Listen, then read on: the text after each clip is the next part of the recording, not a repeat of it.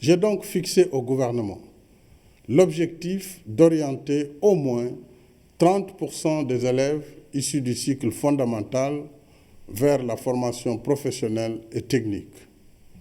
À cet effet, 25 nouveaux centres de formation seront construits à partir de 2017, en plus du pôle des métiers de Diamniadio et des lycées professionnels de Sandiara et de Fatick en cours de réalisation. Plus que l'acquisition de connaissances théoriques, c'est en développant davantage une formation qualifiante aux métiers et aux activités génératrices de revenus que nous lutterons plus efficacement contre le chômage. Beaucoup d'études, parmi lesquelles celle de la Banque mondiale, font remarquer qu'au Sénégal, une grande partie de travailleurs exercent des activités professionnelles sans qualification professionnelle certifiée. La conséquence, c'est des métiers mal exercés, des prestations peu conformes aux normes, des productions de mauvaise qualité. Parallèlement, la liste des chômeurs s'agrandit avec l'arrivée de milliers de jeunes sortant des collèges, des lycées et des universités sans diplôme et sans qualification. La quasi-totalité des ouvriers des différents corps d'État exercent leur métier au Sénégal sans avoir reçu une véritable formation professionnelle.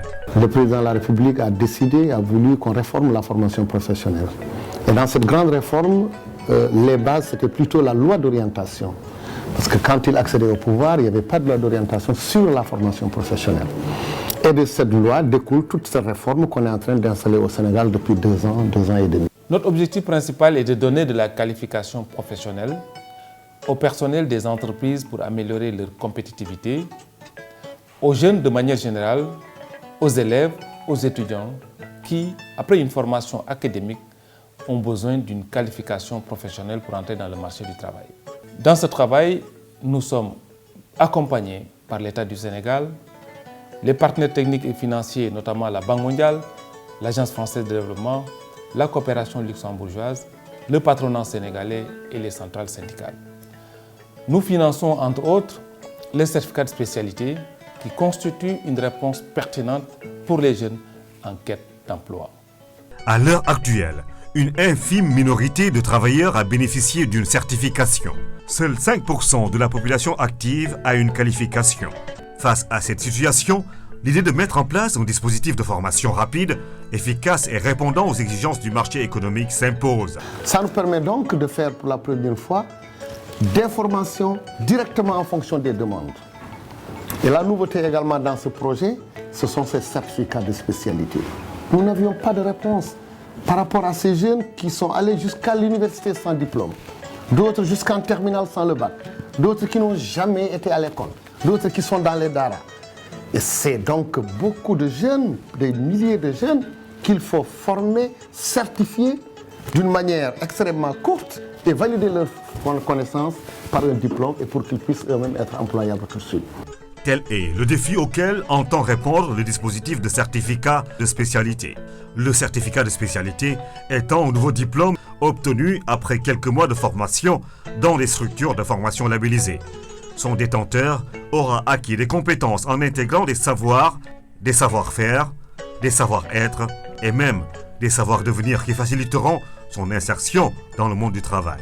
Ces compétences inscrites sur un livret vont décrire précisément la dénomination du métier et les aptitudes de l'ouvrier. Chaque jour, c'est le rush au niveau des guichets, du fonds et les sollicitations se poursuivent. Je voulais faire une formation professionnelle. C'est la Croix-Rouge qui nous a donné une demi-bourse. Mais malheureusement pour nous, il n'y a pas de moyens. C'est pour cela qu'on est venu au niveau du fonds pour pouvoir avoir de l'aide, de poser des dossiers pour une prise en charge. Je voulais faire le droit de l'ingénierie fiscale. Même son de cloche chez cet étudiant. Je suis venu chercher des financements pour me perfectionner, pour pouvoir suivre une formation professionnelle. J'espérais que le fonds allait m'aider à financer mes études, plus particulièrement à me permettre de payer mes droits d'inscription qui sont élevés à mon niveau, à 200 000 francs pour le master. Vous avez eu l'information comment? Par le biais d'un ami. Le droit FPT semble donc répondre à une préoccupation majeure des parents. Voilà Madame Diaye, la lettre d'engagement de votre fils. Le fonds le finance à hauteur de 90%. et les 10% qui restent sont à charge des parents. Donc, je vous souhaite bonne chance. Je suis contente pour cette nouvelle. Voilà, je suis vraiment ravie et puis surprise parce que quand je venais ici, j'ai tenté ma chance. Voilà. Le guichet de financement des demandes individuelles de formation développe 3 offres de financement. Les certificats de spécialité, les contrats d'apprentissage et les bons individuels de formation professionnelle. En 2016, 180 jeunes ont été formés à travers les programmes pilotes de certificats de spécialité. Nous prévoyons en 2017 de financer 2500 jeunes à travers la phase de déploiement des certificats de spécialité. 91 contrats d'apprentissage ont été financés. Nous prévoyons cette année de financer 300 jeunes à travers ces contrats d'apprentissage-là. Et enfin, nous avons reçu en 2016 3607 demandes individuelles de formation. Nous avons octroyé 3018 bons de formation à travers 34 sous-domaines de formation et 231 établissements sont concernés. Et sur ce d'ailleurs, nous avons financé 100 soldats libérés cette année dans le cadre de la convention 3FPT et l'Agence nationale de réinsertion des militaires.